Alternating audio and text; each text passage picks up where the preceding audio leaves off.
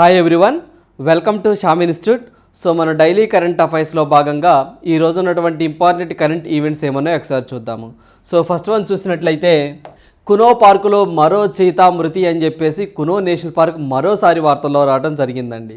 So మీ అందరికీ తెలిసిందే, మన భారతదేశం అనేది ఈ యొక్క చీతాస్ని నమీబియా నుంచి 8 చీతాస్ని, అదేవిధంగా సౌత్ ఆఫ్రికా నుంచి 12 చీతాస్ని, మొత్తము 20 చీతాస్ని తీసుకురావడం జరిగిందండి. సో దాంట్లో భాగంగానే ఏదైతే మనకి నమీబియా నుంచి తీసుకొచ్చిన చీతాస్ ఏవైతే ఉన్నాయో, సో ఆ చీతాలో మనకి ఒక చీతా అండి, సాషా అనే ఒక చీతా చనిపోవడం జరిగింది. సో ఆ తరువాత మనకి ఏదైతే మనకి సౌత్ ఆఫ్రికా నుంచి తీసుకొచ్చినటువంటి చీతా ఏదైతే ఉంటుందో, ఉదయ్ అనే ఒక చీతా సో మనకి లాస్ట్ టైం చనిపోవడం జరిగిందండి. మళ్ళీ ఈరోజు మరో చీతా, ఒక ఆడ చీతా అండి, దాని పేరు దక్ష. ఏంటంటే దాని పేరు దక్ష అనే చీతా సో నిన్న చనిపోవడం జరిగిందండి. సో ఏదైతే మనకి వాయు అగ్ని అని చెప్పేసి 2 మగ చీతాస్ ఉంటాయో, ఆ మగ చీతాస్ యొక్క లైంగిక దాడికి ఈ యొక్క దక్ష అనే ఒక ఆడ చీత చనిపోవడం జరిగింది. సో ఏదైతే రానున్న పోటీ పరీక్షల్లో ఇలాంటివి చనిపోయినాయి కాబట్టి, సో ఇటీవల కాలంలో చనిపోయినటువంటి చీతాస్ పేర్లు ఏంటి అని ఎగ్జామ్లో అడగొచ్చు. లేదా ఈ యొక్క ఏదైతే రీసెంట్గా మనకి సౌత్ ఆఫ్రికా నుంచి తీసుకొచ్చిన చీతాలో 2 చీతాస్ మృతి చెందాయి కదా, వాటి పేర్లు ఏంటి అని కూడా ఎగ్జామ్లో అడగడానికి ఆస్కారం ఉంటుంది. గుర్తుంచుకోండి, సౌత్ ఆఫ్రికా నుంచి అయితే మాత్రము సో ఒకటి వచ్చేసరికి ఉదయ్ అనే ఒక చీత, సో నిన్నేమో దక్ష్ అనే ఒక చీత చనిపోవడం జరిగింది. అదే సౌత్ ఆఫ్రికా నుంచి తీసుకొచ్చిన చీతాస్లో అండి. నమీబియా నుంచి అయితే మాత్రం ఒక చీత చనిపోయింది, అదే సాషా అని చెప్పేసి అంటాము. అదేవిధంగా సియాయా అనే ఒక చీత అండి, నమీబియా నుంచి తీసుకొచ్చాము. సో అది ఆడపులి, 4 పిల్లలకి జన్మనివ్వడం జరిగింది అని చెప్పేసి కూడా మనం ప్రీవియస్లో చెప్పుకోవడం జరిగిందండి. సో మనం చీతాస్ గురించి లాస్ట్ వీడియోలో కూడా సో దగ్గరగా 5-6 వీడియోస్లో చెప్పుకోవడం జరిగిందండి. సో దానికి సంబంధించి ఫ్రెడ్డీ అని, ఎల్టన్ అండి, ఒబన్ అని చెప్పేసి, అదేవిధంగా సియాయా అని చెప్పేసి, ఆషా, తిబ్లిసి అని చెప్పేసి, సావన్నా ఇలా చెప్పుకోవడం జరిగిందండి, సాషా అని చెప్పేసి. సో ఆ పేర్లు కూడా మనం గుర్తుంచుకోవాలి ఖచ్చితంగా ఎగ్జామ్ పాయింట్ ఆఫ్ వ్యూలో. సో అదేవిధంగా ఈ యొక్క నమీబియా నుంచి తీసుకొచ్చిన చీతాస్ ఏమైతే ఉన్నాయో, ఈ యొక్క చీతాస్ని నరేంద్ర మోదీ గారు పుట్టినరోజు సందర్భంగా సెప్టెంబర్ 17, 2022న కునో నేషనల్ పార్కులోకి వాటిని విడుదల చేయడం జరిగింది.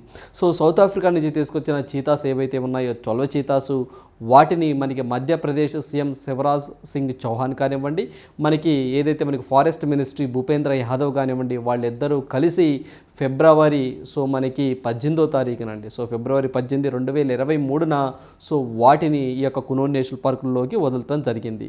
సో ఇంత కాన్సెప్ట్ మన దగ్గర ఉండాలండి. సో ఈరోజు వార్తల్లోకి వచ్చింది.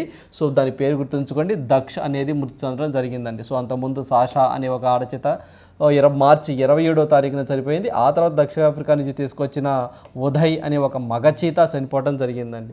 సో ఏదైతే మనకి ఏడాది ఏప్రిల్ 23న సో ఏదైతే అనారోగ్యంతో ఇది చనిపోయింది, ఇప్పుడైతే మాత్రం దక్ష అని చెప్పేసి గుర్తుంచుకోండి, సరిపోతుంది. So exam point of view యొక్క ప్రాజెక్ట్ చీతాస్ గురించి మనం ఎగ్జామ్లో ఖచ్చితంగా అడగడానికి ఆస్కారం ఉంటుందండి. ఈ యొక్క సైంటిఫిక్ నేమ్ ఆఫ్ చీతా ఏంటి అని అసినోసిస్ జుబాటస్ అని చెప్పేసి అంటాం.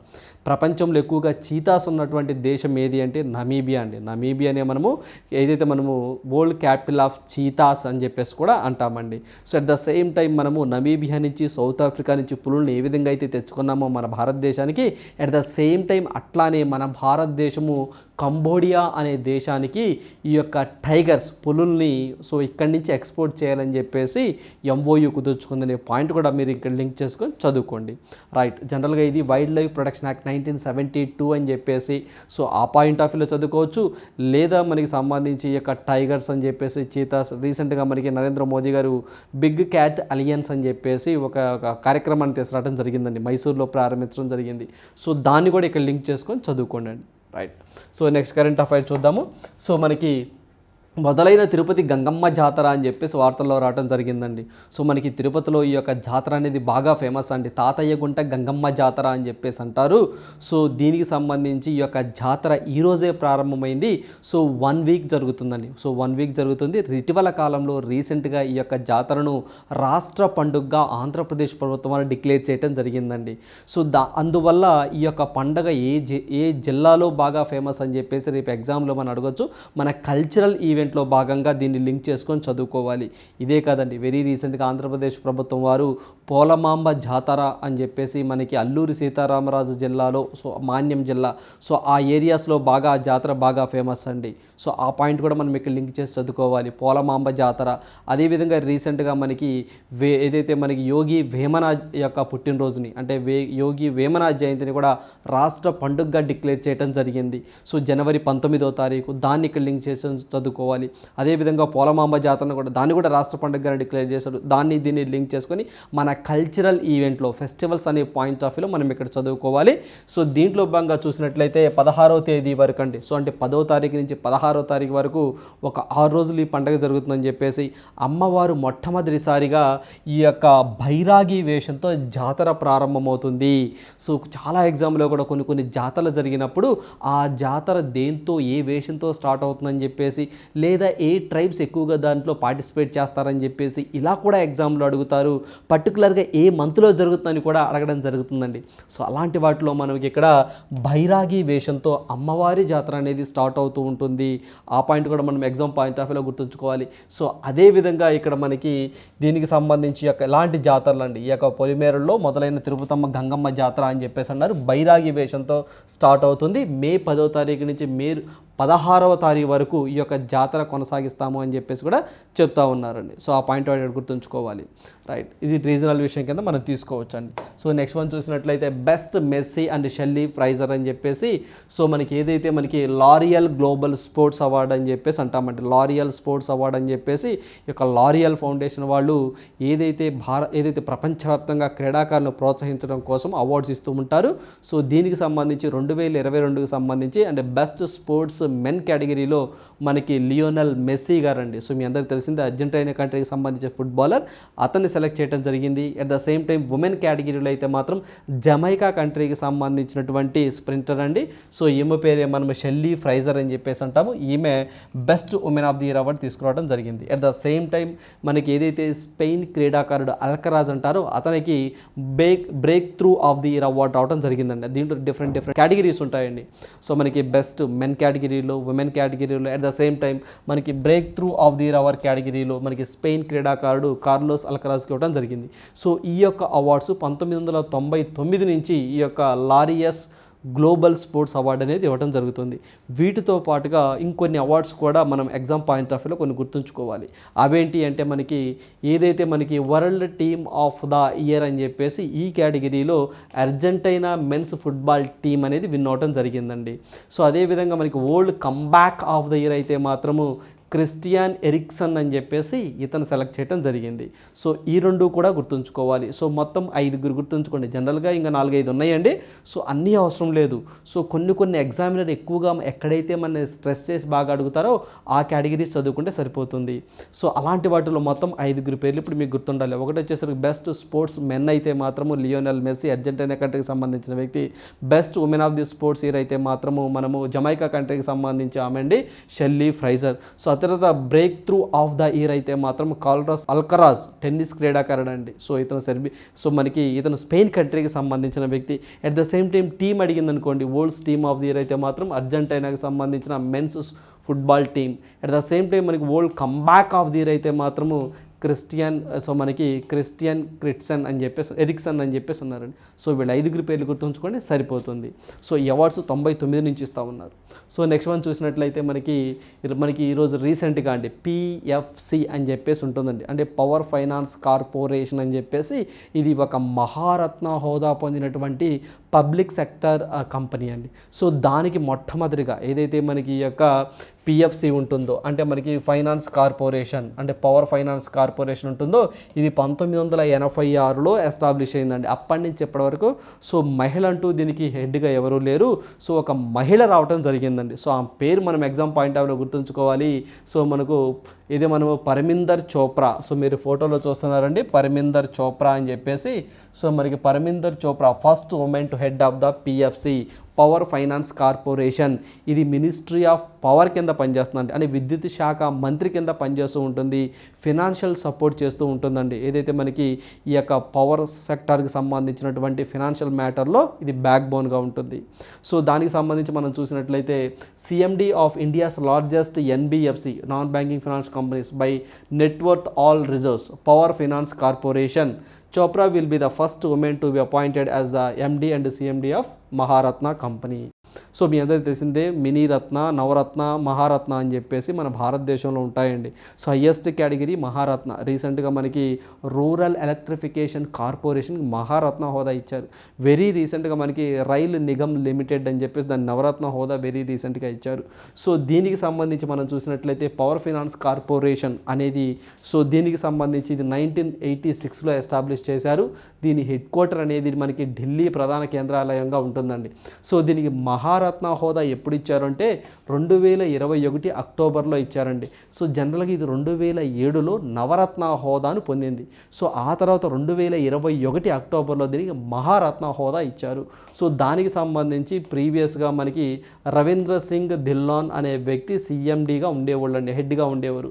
ఈ యొక్క రవీంద్ర సింగ్ ధిల్లాన్ ప్లేస్లోనే మనకి ఇప్పుడు ప్రజెంట్ పరమిందర్ చోప్రా అనే లేడీ రాబోతూ ఉంది. గుర్తుంచుకోండి, మనం ప్రతిసారి చెప్తూ ఉంటామండి, ఏదైనా ఒక ఆర్గనైజేషన్స్కి లేడీస్ వస్తే ఫస్ట్ ప్రియారిటీ ఇవ్వాలని. సో మనకి కౌన్సిల్ ఆఫ్ సైంటిఫిక్ ఇండస్ట్రియల్ రీసెర్చ్కి ఏదైతే నల్లతంబి కలై సెల్వి అని చెప్పేసి తమిళనాడు రాష్ట్రానికి సంబంధించిన ఆమె వచ్చింది. అదేవిధంగా securities exchange board of India, SEBI అని చెప్పేసి అంటాం. సో ఆ సెబీకి సంబంధించి మాధాబి పూరి బచ్ అనే ఒక లేడీ ఒక ఆమె వచ్చింది. అదేవిధంగా ఐఓసి, ఇండియన్ ఒలింపిక్ కమిటీకి సంబంధించి ఒక ఆమె వచ్చిందండి. సో ఆమె మన అందరికీ తెలిసిందే.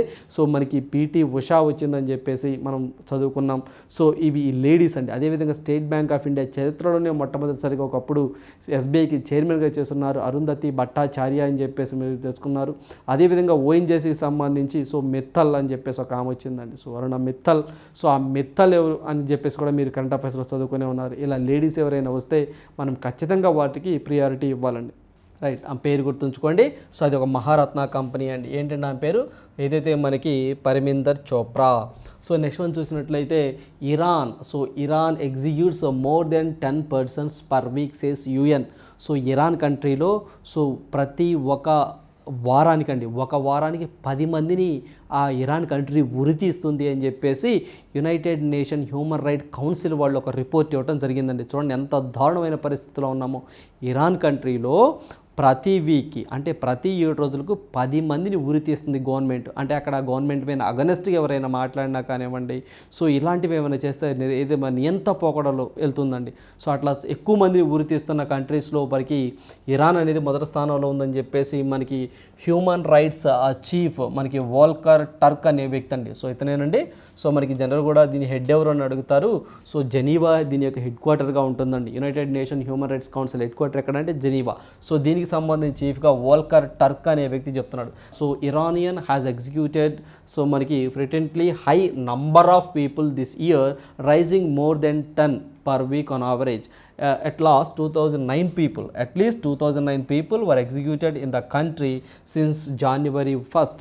సో 2023 జనవరి 1వ తారీఖు నుంచి ఇప్పటి వరకు 209 మంది పీపుల్ని ఉరి తీశారంటండి అక్కడ. సో గుర్తుంచుకోండి, ఇరాన్ కంట్రీలో ఎక్కువగా ఉరి తీస్తారు అని చెప్పేసి గుర్తుంచుకోండి. ఇలా కూడా ఎగ్జామ్లో అడుగుతారు. రైట్, ఇరాన్ అనగానే మనకి రీసెంట్గా ఏదైతే యునెస్కో ప్రెస్ ఫ్రీడమ్ ఇండెక్స్ అని చెప్పేసి ఒకటి అవార్డు ఉంటుందండి. సో ఇరాన్లో మొత్తం 3 మహిళలకు కూడా సో ఈ యొక్క అవార్డు ఇవ్వడం జరిగిందని చెప్పేసి మనం గత వీడియోలో చెప్పుకోవడం జరిగింది. సో దాన్ని ఇక్కడ లింక్ చేసుకొని చదువుకోండి. ఇది అంతర్జాతీయ న్యూస్ కింద వస్తుందండి. సో సమాజంలో ఏం జరుగుతుంది, సో ప్రపంచవ్యాప్తంగా ఏం జరుగుతుందని చెప్పేసి ఇంటర్నేషనల్ న్యూస్ కింద దీన్ని మనం కవర్ చేసుకోవాలి. నెక్స్ట్ కరెంట్ అఫైర్ చూద్దాము. సో మనకి Ramnath Kovind confers Bharat Ratna doctor Ambedkar award on CM Yogi Adityanath for creating the fear free up. So ఏదైతే మనకి ఈ అవార్డు ఉంటుందండి, సో మనకి భారతరత్న డాక్టర్ అంబేద్కర్ అవార్డ్ అని చెప్పేసి ఇది 13వ ఎడిషన్ అండి. ఇది 13వ ఎడిషన్. సో దీనిని మనకి యూపీ సీఎం ఎవరైతే యోగి ఆదిత్యనాథ్ గారు ఉన్నారో అతనికి బహుకరించడం జరిగిందండి. ఎవరి చేతుల మీదుగా బహుకరించారంటే మనకి ఎక్స్ ప్రెసిడెంట్, సో పూర్వం ప్రెసిడెంట్ ఉన్నారండి మనకి రామ్నాథ్ కోవింద్ గారండి. సో ఇప్పుడు ద్రౌపది ముర్ము గారు ఉన్నారు కదా, ఈయన ప్లేస్ ముందు చేసినారండి ఇతను. సో అతను ఈ యొక్క అవార్డుని బహుకరించడం జరిగిందండి. సో ఈ యొక్క అవార్డు 1992లో ఎస్టాబ్లిష్ చేయడం జరిగింది. అవార్డు ముంబైలో ఇవ్వడం జరిగిందండి. సో ఎవరైతే అంబేద్కర్ యొక్క సిద్ధాంతాలను అంటే మనకి ఆయన సిద్ధాంతాలను అనుసరించి సో ఎవరైతే నిరుపేదలు ఉన్నారో అలాంటి వాళ్ళని ఆదుకున్న వ్యక్తులకి, విశేషంగా సేవ చేసిన వ్యక్తులకి ఈ అవార్డు ఇవ్వడం జరుగుతుంది. ఈ సంవత్సరం మనకి ఏదైతే ఉత్తరప్రదేశ్ సీఎం యోగి ఆదిత్యనాథ్కి ఇవ్వడం జరిగిందండి. చాలా ఎగ్జామ్లో కూడా ఈ యొక్క యూపీ సీఎం సో మనకి ఎవరైతే ఉన్నారో మనకి ఈ యొక్క యోగి ఆదిత్యనాథ్ అసలు పేరు ఏంటి అని చాలా ఎగ్జామ్లు అడిగారండి. అంటే బర్త్ నేమ్ ఏంటి అని చెప్పేసి అడుగున్నారు. సో ఆ బర్త్ నేమ్ ఏంటి అని చాలా ఎగ్జామ్లు అడుగున్నారు. సో అజయ్ మోహన్ సింగ్ బిష్త్ అని చెప్పేసి ఆయన ఒరిజినల్ పేరండి. సో అజయ్ సో ఇతని యొక్క ఒరిజినల్ పేరండి. సో మనకి అజయ్ మోహన్ సింగ్ బిష్త్ అని చెప్పేసి అంటామండి. సో మనకి బిష్త్ అని చెప్పేసి అంటాం. ఇది ఒరిజినల్ పేరండి. చాలా ఎగ్జామ్లో కూడా ఈ యొక్క Yogi Adityanath birth name original name ఏంటి అంటే అజయ్ మోహన్ సింగ్ బిష్త్. అదేవిధంగా మనకి రజనీకాంత్ గారి యొక్క అసలు పేరు ఏంటి అని చెప్పేసి కూడా మనం గుర్తుంచుకోవాలి. ఇలాంటి కొన్ని ఫేమస్ పర్సనాలిటీస్ అడిగిన సందర్భాలు ఉన్నాయండి. సో మనకి శివాజీ రాయ్ గైక్వాడ్ అని చెప్పేసి అంటాం. అమితాబ్ బచ్చన్ మనము అజయ్ కుమార్ ఇంక్విలాబ్ శ్రీవాస్తవ అనేది అమితాబ్ బచ్చన్ గారి యొక్క ఒరిజినల్ నేమ్. సో ఇలా మనం ఎగ్జామ్ పాయింట్ ఆఫ్ వ్యూలో కొన్ని గుర్తుంచుకోవాలి. చాలా ఎగ్జామ్లో కూడా ఈయన సీఎం కాబట్టి సో మనకి పబ్లిక్ ఫిగర్ కాబట్టి అతని పేరు అడిగిన సందర్భాలు ఉన్నాయి, గుర్తుంచుకోండి. So at the same time ఇతనితో పాటుగా సినిమా పరిశ్రమకు సంబంధించిన వ్యక్తి అండి. సో మనకి ప్రేమ్ చోప్రా అని, సో అదేవిధంగా ఉదిత్ నారాయణ్ అని చెప్పే సింగర్, సో మనకి రాజ్పాల్ యాదవ్ అని చెప్పేసి వీళ్ళకు కూడా ఈ అవార్డుని ఇవ్వడం జరిగింది. సో పర్టికులర్గా సీఎం కాబట్టి సో ఆ పాయింట్ ఎక్కువ గుర్తుంచుకోండి. అట్ ద సేమ్ టైం దీని యొక్క క్యాష్ ప్రైజ్ అనేది 10 లక్షలు ఇస్తారు, గుర్తుంచుకోండి. సో ఈ యొక్క డాక్టర్ బిఆర్ అంబేద్కర్ అవార్డుకి ఎంత క్యాష్ ప్రైజ్ అంటే 10 లక్షలు అని చెప్పేసి మనం గుర్తుంచుకోవాలి. 10 లక్షలు అండి. సో అదేవిధంగా దీన్ని 1992లో ఎస్టాబ్లిష్ చేశారని, సో మనకి అంబేద్కర్ ఫౌండేషన్ ఇస్తుందని, క్యాష్ ప్రైజ్ 10 లక్షలు అని చెప్పేసి గుర్తుంచుకోండి. దీని యొక్క ఫస్ట్ ప్రైజ్ 93లో అండి. సో ఎస్టాబ్లిష్డ్ 92 బట్ ఇచ్చింది మాత్రం 93. ఒడిషా గవర్నమెంట్కి సంబంధించి ఒక డిపార్ట్మెంట్ అండి. సో మనకి national institute of social workers అని చెప్పేసి సో ఒక ఆర్గనైజేషన్, అది ఒడిషా రాష్ట్రానికి సంబంధించిన వ్యక్తి ఫస్ట్ దానికి ఇచ్చారు ఈ యొక్క అవార్డుని. డాక్టర్ బిఆర్ అంబేద్కర్ గారు రాజ్యాంగాన్ని నిర్మించారు, మనకి ఫస్ట్ లా మినిస్ట్రీగా పనిచేశారు. సో అతని పేరు మీదుగానే ఈ అవార్డు ఇవ్వడం జరుగుతుంది. రైట్. సో నెక్స్ట్ మనం చూద్దాము. సో మనకి fetch cuts India's GDP growth forecast for this physical to 6%. మీకు ఫిచ్ రేటింగ్ ఏజెన్సీస్ అని చెప్పేసి ఉంటాయండి. సో మనం ప్రతిసారి చెప్తూ ఉంటామండి, ఫిచ్ కానివ్వండి, మూడీస్ కానివ్వండి, వరల్డ్ బ్యాంక్ కానివ్వండి, ఐఎంఎఫ్ కానివ్వండి, ఆర్బీఐ కానివ్వండి, అయితే స్టాండర్డ్స్ అండ్ ప్యూర్స్ కానివ్వండి, ఇలాంటి కొన్ని ఆర్గనైజేషన్స్ భారతదేశంలో జీడిపి గ్రోత్ ఎంత ఉండవచ్చు అని చెప్పేసి ప్రొడక్షన్ చేస్తూ ఉంటాయండి. అలాంటివి మనం ఒక 10 తెలుసుకుంటే సరిపోతుంది. లాస్ట్ టైం మనకి కానిస్టేబుల్ ప్రిలిమ్స్లో కూడా అడిగాడండి. సో ఐఎంఎఫ్ వాళ్ళ ప్రకారం, వాళ్ళ ప్రొడక్షన్ ప్రకారం ఎంత అని చెప్పేసి అడిగిన సందర్భాలు ఉన్నాయి. సో అందువల్ల మనం ఖచ్చితంగా ఇలాంటి ఒక 10 మనం తెలుసుకోవాలి. ఈరోజు ఫిచ్ వాళ్ళు 2023-24 ఆర్థిక సంవత్సరానికి ఈ యొక్క భారత జీడిపి వృద్ధి రేట్ అనేది 6% ఉండవచ్చు అని చెప్పేసి వాళ్ళు ఒక రిపోర్ట్ ఇవ్వడం జరిగింది. ఇలాంటివి బాగా గుర్తుంచుకోండి. సో సింపుల్ స్ట్రైట్ క్వశ్చన్స్, సింపుల్గా ఎంత వాళ్ళ ప్రకారం అని చెప్పేసి అని అడుగుతాడు.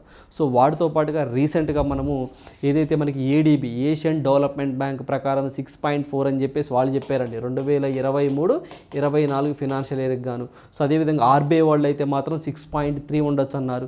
వరల్డ్ బ్యాంక్ కూడా 6.3 ఉండొచ్చు అన్నది. అదేవిధంగా మూడీస్ అని చెప్పేసి గత వీడియోలో చెప్పుకోవడం జరిగిందండి. మనం 5.5%గా వాళ్ళు ప్రొడక్షన్ చేశారు. సో ఇలాంటివి కనీసం మీ దగ్గర ఒక 10 ఉండాలి. సో ఆల్రెడీ మీరు రాసుకున్నారు, మూడీస్ రాసుకున్నారు, వరల్డ్ బ్యాంక్ రాసుకున్నారు, ఆర్బీఐ రాసుకున్నారు, ఐఎంఎఫ్ రాసుకున్నారు. సో మీరు ఎక్కడైతే నోట్స్ రాసుకున్నారో అక్కడికి వెళ్ళి ఇప్పుడు మనకి ఫిచ్ అని చెప్పేసి ఒక రేటింగ్ ఏజెన్సీ అండి. సో వీళ్ళు 6 పాయింట్ని సో అక్కడ మీరు యాడ్ చేసుకోండి. ఇలా ఒకే చోట ఉంటే మీరు ఎగ్జామ్ రేపు ఒకసారి వీళ్ళలా చూసుకున్నప్పుడు అన్నీ ఒకే దగ్గర ఉంటాయండి. సో గుర్తుంచుకోవడానికి ఈజీగా ఉంటుంది. రైట్.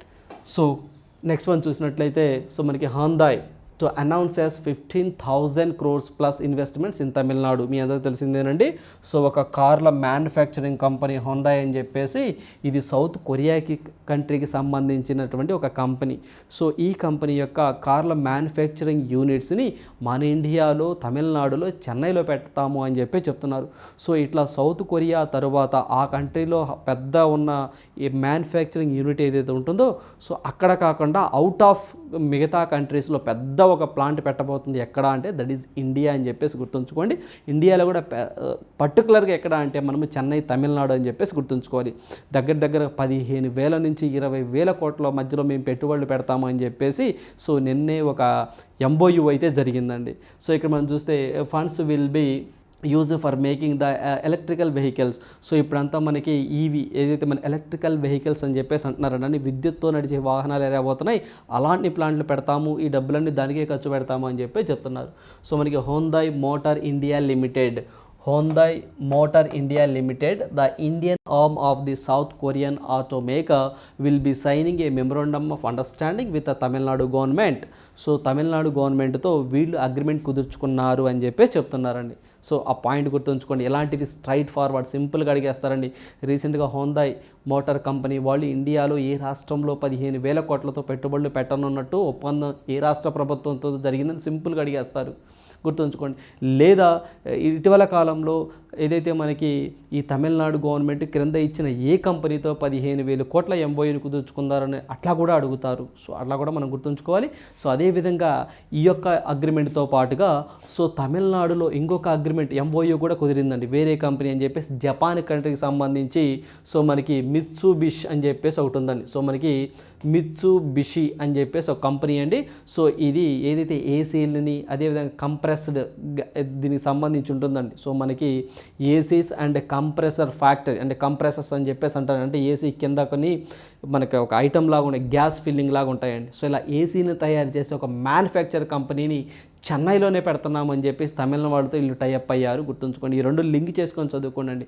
MOUs అగ్రిమెంట్ ఒప్పందాలు అనే టాపిక్లో మనం మేము చదువుకోవాలి. సో మీరు హోండాయ్ కార్ల కంపెనీ అనగానే తమిళనాడు చెన్నై గుర్తు రావాలి. అదేవిధంగా మనకి మిత్సుబిషి అనగానే అంటే ఇవి యొక్క ఎయిర్ కండిషన్ కంపెనీ అండి. సో ఏసీని తయారు చేసే కంపెనీ.